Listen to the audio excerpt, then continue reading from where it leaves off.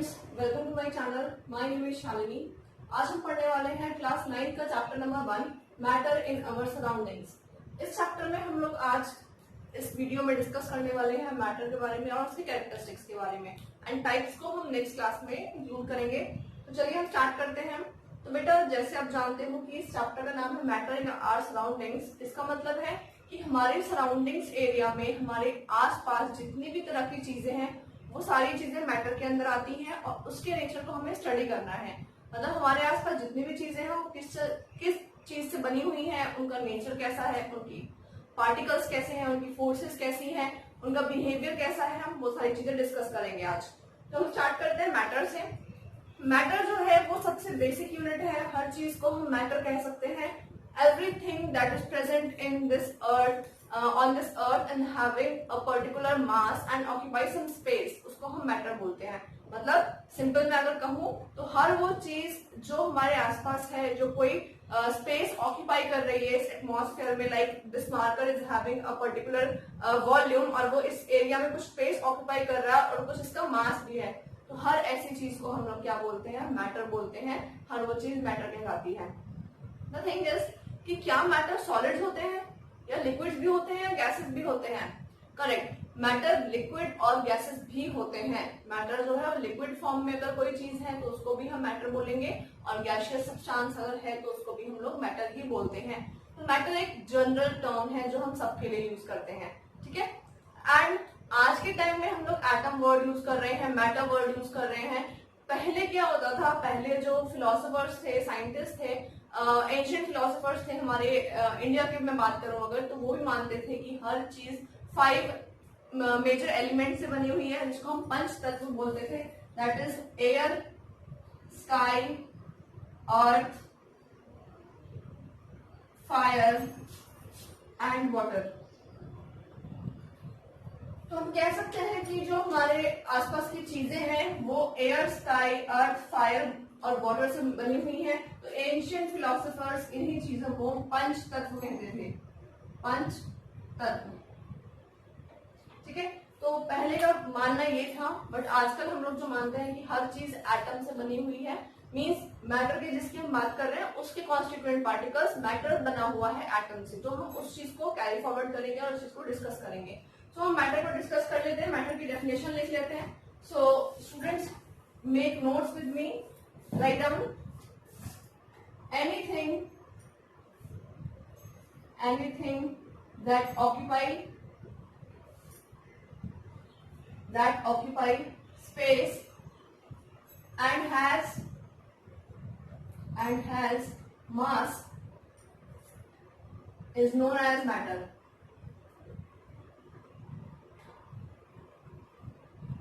Means इस अर्थ पे हर वो चीज मैटर होगी जो कुछ ना कुछ स्पेस ऑक्यूपाई करेगी एंड उसका कुछ मास होगा, उसका कुछ वजन होगा। उस हर चीज को हम लोग मैटर बोलेंगे। Means every entity, every object, every material जो हम अपने आसपास देख रहे हैं और उसमें वजन भी है, वो कुछ स्पेस ऑक्यूपाई कर रहा है, वो सारी चीजें मैटर हैं, ठीक है। तो मैटर एक जनरल टर्म है। मैटर का हम अगर एग्जाम्पल लिखना चाहें अपने आसपास में, स्टूडेंट्स आप देखेंगे क्या क्या चीजें हम मैटर की कैटेगरी में लिखेंगे। एग्जाम्पल हम लिखते हैं। पहले हम सॉलिड्स की बात करते हैं। अपने रूम में देखो आप आसपास आपको क्या नजर आ रहा है? I can see marker, I can see board, marker, ink bottle,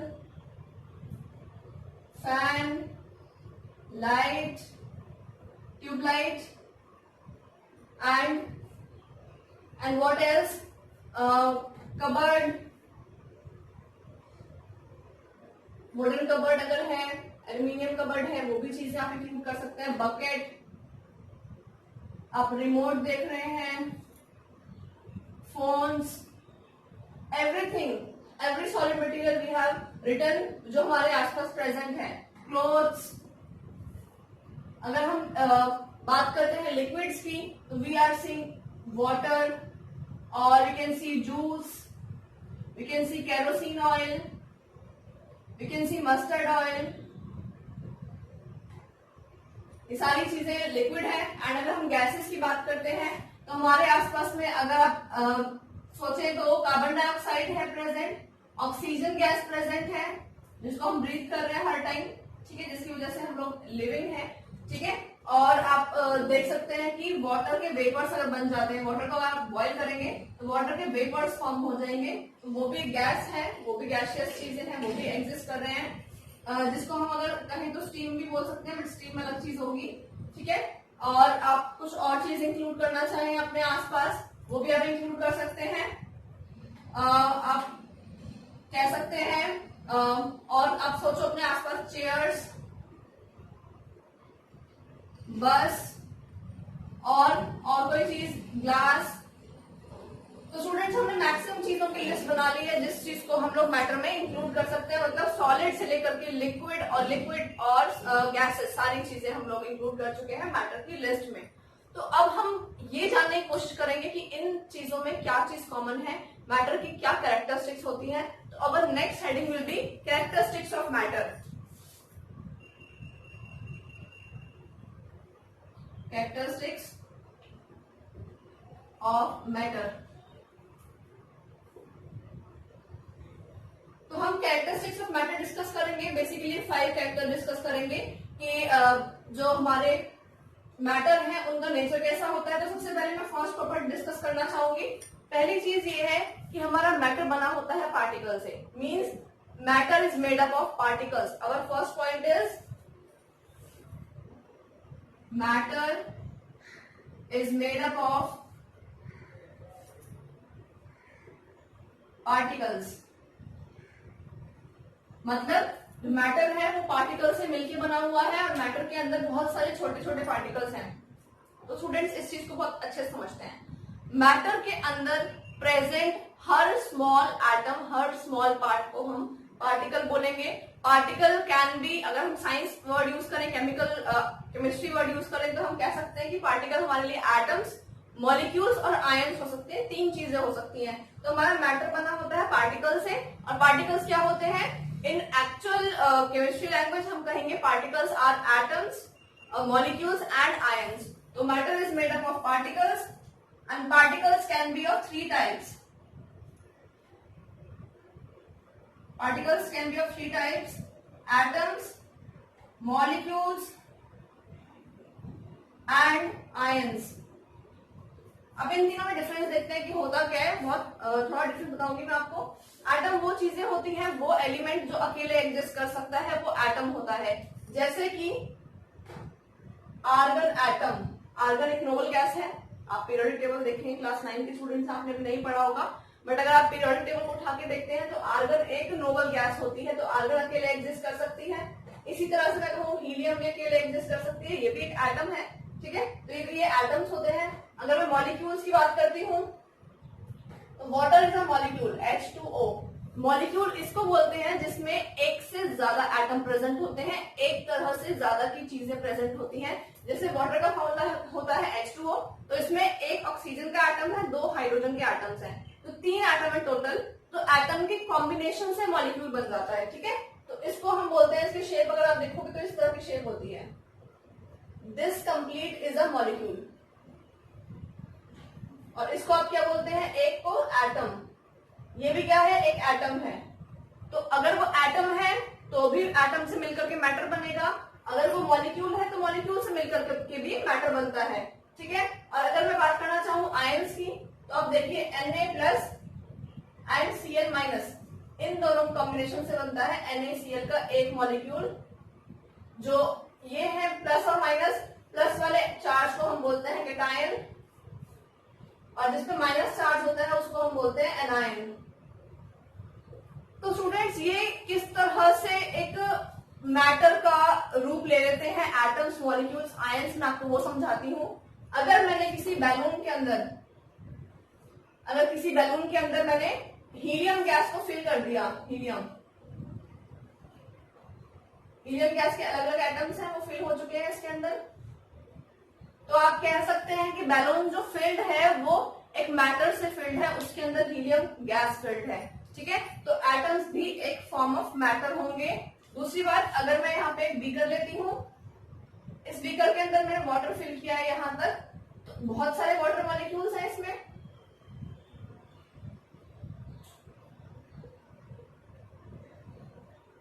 बहुत सारे वाटर मॉलिक्यूल्स रहेंगे इसके अंदर, तो मॉलिक्यूल से मिलकर के भी क्या बनता है, एक मैटर का फॉर्म बनता है। ये भी ग्लास फुल ऑफ वाटर अगर होगा तो हम उसको मैटर बोलेंगे। Third we are coming to NaCl। तो अगर NaCl का एक सॉल्ट का पीस ले लेते हैं आप, सॉलिड फॉर्म में अगर नमक होता है तो रॉक सॉल्ट आपने देखा होगा, काला नमक होता है, उसके भी स्टोन फॉर्म में होता है।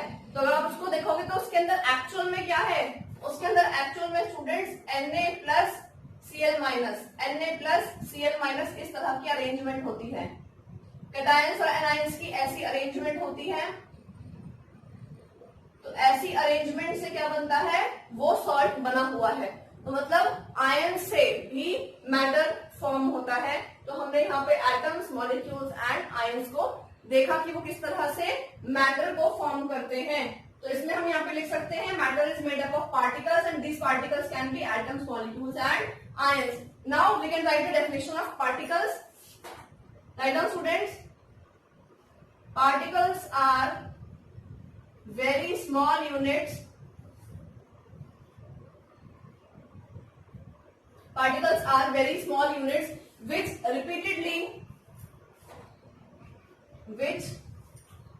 on repetition forms matter.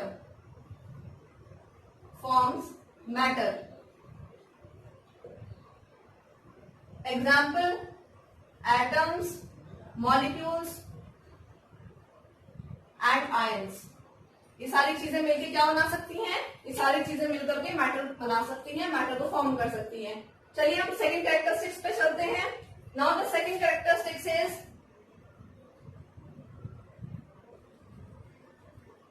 हमने डिस्कस किया matter is made up of particles. हम दूसरा डिस्कस कर रहे हैं, particles are very small in size. Particles are very small in size. तो हम ऐसे भी लिख सकते हैं कि मैटर के अंदर जो पार्टिकल्स हैं, उन पार्टिकल्स की बात कर रहे हैं। Particles are very small in size, मतलब जो पार्टिकल्स होते हैं उनका साइज बहुत ज्यादा स्मॉल होता है। इसको प्रूव करने के लिए मैं आपको एक एक्सपेरिमेंट बताती हूँ। हमने क्या किया, एक बकेट ऑफ वाटर लिया, उसके अंदर मैंने अगर एक 1 ड्रॉप इंक डाल दी या फिर पोटेशियम परमैंगनेट डाल दिया 1 पिंच, तो उससे जो पूरा बकेट का वाटर है उसका कलर चेंज हो जाएगा।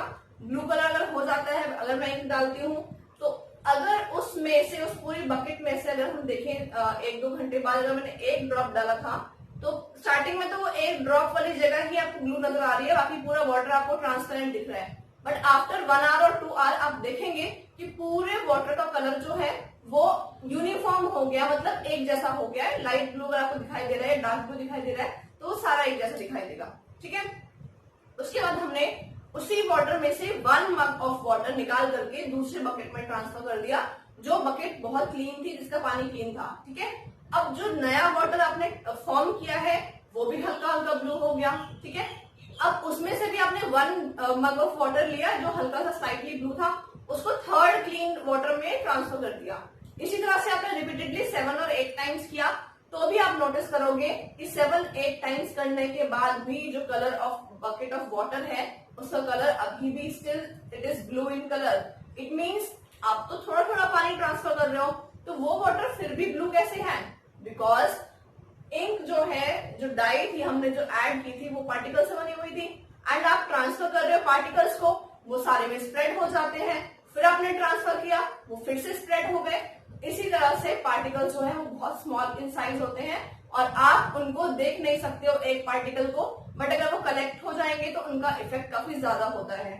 ठीक है स्टूडेंट्स, तो इसमें हम लिख लेते हैं particles are very small in size. Even in 1 drop of water, we can have 10 to the power 21 molecules of water. Particles are very small in size. Example, in 1 drop water,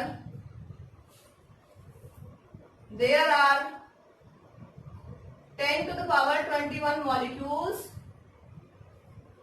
of water.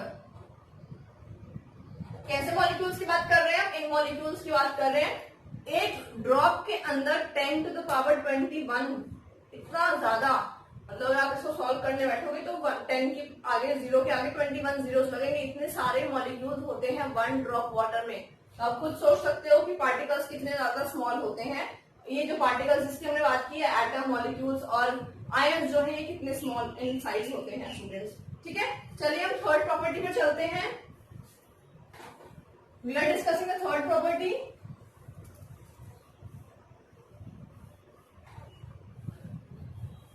पहला हमने discuss किया कि matter is made up of particles. अब हमने discuss किया कि particles are very small in size. अब हम डिस्कस करेंगे number third, particles in matter keep on moving, कि वो ऑलवेज मूव करते रहते हैं।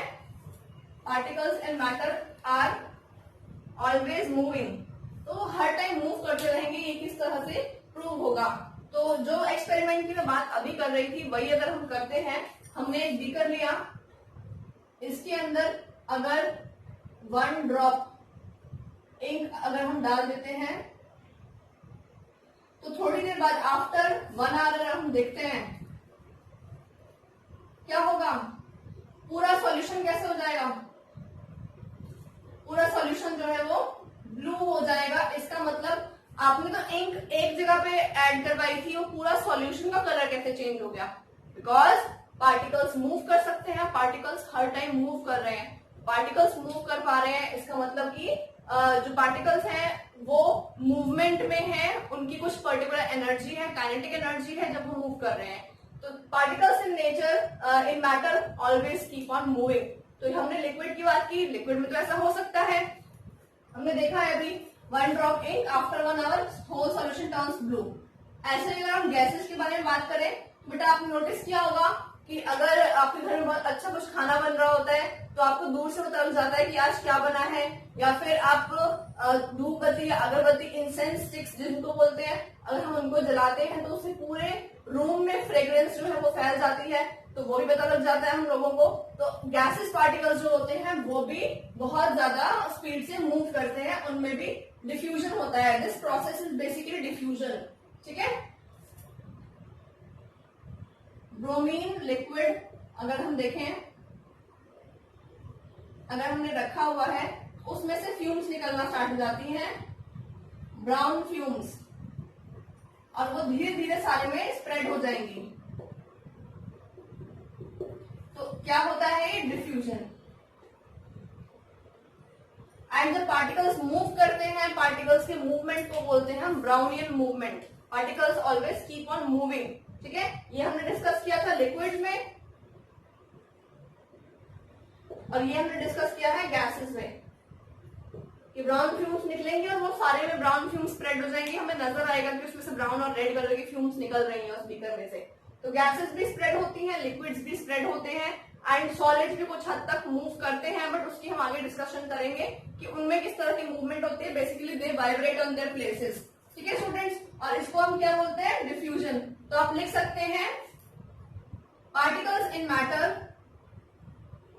Particles in matter always keep on moving,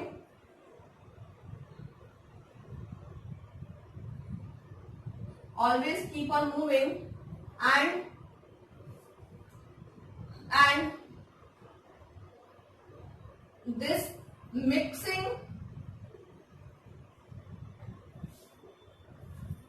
is known as diffusion, and this mixing is known as diffusion. इसको हम diffusion कहते हैं।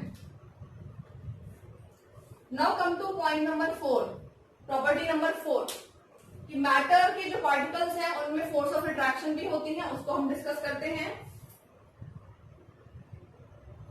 Particles in matter have force of attraction. Particles में फोर्स ऑफ अट्रैक्शन होती है, ये हम देखते हैं। तो स्टूडेंट्स, मैं आपको एक सिंपल सा एग्जांपल समझाती हूँ। सबसे पहले मैं आपको 3 चीजें दे रही हूँ। सबसे पहले मैंने आपको दी है एक चौक, और दूसरा एग्जांपल है ब्रिक, और तीसरा है आयरन का रॉड। ठीक है, पहले मैंने क्या किया, चौक दिया आपको मैं बोल रही हूँ कि चौक को ब्रेक करके दिखाओ, तो आप चौक को ऐसे पकड़ोगे और ब्रेक कर दोगे, बहुत आसानी से ब्रेक हो जाएगा, है ना। चौक भी सॉलिड है, और ब्रिक भी सॉलिड है और आयरन का रॉड भी सॉलिड है। तो चौक को आपने ब्रेक किया, चौक ब्रेक हो गया। दूसरा आप क्या करेंगे, अब आप ब्रिक को लेंगे और उसको हाथ से तोड़ने की कोशिश करेंगे। तो आपको पता लग गया कि आप हाथ से ब्रेक नहीं कर पा रहे हो, ब्रिक को, ईंट को आप हाथ से नहीं तोड़ पा रहे हो। तो आप क्या करोगे, उस ईंट को जमीन पे फेंकते हो अगर, या किसी और सॉलिड चीज पे हिट करते हो तो वो टूट जाएगी, है ना। अगर आपने उसको हाइट से फेंका तो वो ईंट टूट जाएगी बहुत अच्छे से, आराम से। तो ब्रिक भी टूट रही है, बट आपके हाथ से ब्रेक नहीं हुई वो, है ना। वो आपको कहीं हार्ड चीज पे हिट करनी पड़ी तब वो ब्रेक हुई। इसका मतलब ब्रिक के अंदर पार्टिकल ज्यादा टाइटली पैक थे, है ना। Now come to the third particle. आपने लिया ग्लास रॉड, उसको ऐसे तोड़ने की कोशिश की, लाइक दिस, ऐसे तोड़ो। क्या तोड़ पाओगे, नहीं तोड़ पाओगे। फिर आपने उस ग्लास रॉड को जमीन पे फेंक दिया या किसी हार्ड चीज में हिट कर दिया। क्या अब भी वो जो अभी आपने आयरन की रॉड ली थी वो ब्रेक हो गई, नहीं ब्रेक होगी अभी भी। फिर आप उसको कैसे ब्रेक करोगे, वो आपके ऐसे ब्रेक करने से, आपको कितनी भी एनर्जी लगाने से ब्रेक नहीं होती, कभी ब्रेक नहीं होगी। तो इसका मतलब आयरन के पार्टिकल्स में और भी ज्यादा अट्रैक्शन है, राइट। तो हमने 3 तरह के सॉलिड को डिस्कस किया और तीनों सॉलिड्स में फोर्स ऑफ अट्रैक्शन का लेवल अलग था। तो अगर मैं बताऊं आपको, यही चीज कंपेयर करूं, तो चॉक, ब्रिक और आयरन रॉड, किसमें पार्टिकल्स में अट्रैक्शन ज्यादा है। हाँ जी स्टूडेंट्स, चॉक और ब्रिक में कंपेयर करेंगे तो ब्रिक में ज्यादा होगी, ब्रिक को तोड़ने में डिफिकल्टी हो रही है। और ब्रिक और आयरन रॉड में कंपेयर करोगे तो आयरन रॉड को ब्रेक करने में डिफिकल्टी होगी, क्योंकि ब्रिक स्टिल आप तोड़ पाओगे, जमीन पे फेंकने के बाद वो ब्रेक हो जाएगी, बट आयरन रॉड को ब्रेक नहीं कर पाओगे। इसका मतलब फोर्स ऑफ अट्रैक्शन बढ़ रही है ना, फोर्स ऑफ अट्रैक्शन ज्यादा है आयरन रॉड के अंदर, है ना। तो मैटर के पार्टिकल्स जो होते हैं उनमें फोर्स ऑफ अट्रैक्शन होता है, उन पार्टिकल्स में फोर्स ऑफ अट्रैक्शन होता है। तो फोर्स ऑफ अट्रैक्शन को हम कुछ पर्टिकुलर टर्म बोलते हैं, उसको हम डिस्कस करेंगे अभी।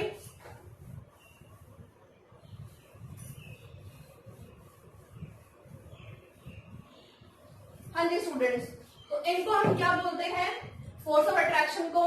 अगर 2 एटम्स के बीच की अट्रैक्शन है तो उसको हम बोलते हैं इंटर एटॉमिक अट्रैक्शन। मतलब 2 एटम्स के बीच की अट्रैक्शन क्या होगी, इंटर एटॉमिक अट्रैक्शन। अगर हम एटम्स की बात कर रहे हैं, अगर हम मॉलिक्यूल्स की बात कर रहे हैं और अगर हम आयंस की बात कर रहे हैं, तो उस फोर्स को क्या बोलेंगे, एटम्स के बीच की अट्रैक्शन को क्या बोलेंगे, 2 अलग अलग या 3 अलग अलग एटम्स के बीच में अट्रैक्शन है तो क्या बोलते हैं, इंटर एटॉमिक अट्रैक्शन।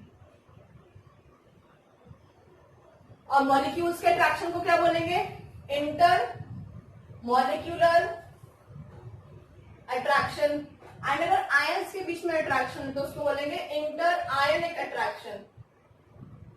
ठीक है स्टूडेंट्स, तो अट्रैक्शन तो सभी पार्टिकल्स में होती है। अगर एटम्स में है तो उसको हम इंटर आयनिक अट्रैक्शन बोलते हैं, मॉलिक्यूल्स में होती है तो उसको इंटर मॉलिक्यूलर अट्रैक्शन बोलते हैं, और अगर आयंस में होगी तो इंटर आयनिक अट्रैक्शन बोलेंगे। इसका मतलब अट्रैक्शन जो है वो पार्टिकल्स में होती है। सो चॉक, ब्रिक, आयरन रॉड, इन पार्टिकल्स में भी अट्रैक्शन थी, तभी इनको ब्रेक करने में हमें दिक्कत हो रही थी, हमें डिफिकल्टी हो रही थी। चॉक को ब्रेक करने में इतनी प्रॉब्लम नहीं हुई, ब्रिक को ब्रेक करने में थोड़ी ज्यादा हुई, बट उससे ज्यादा आयरन रॉड को ब्रेक करने में होगी। इसका मतलब पार्टिकल्स के अंदर क्या है, फोर्स ऑफ अट्रैक्शन ज्यादा है। तो आप लिख सकते हैं particles of matter, particles of matter attract each other, hence they are compact in nature, compact and rigid in nature।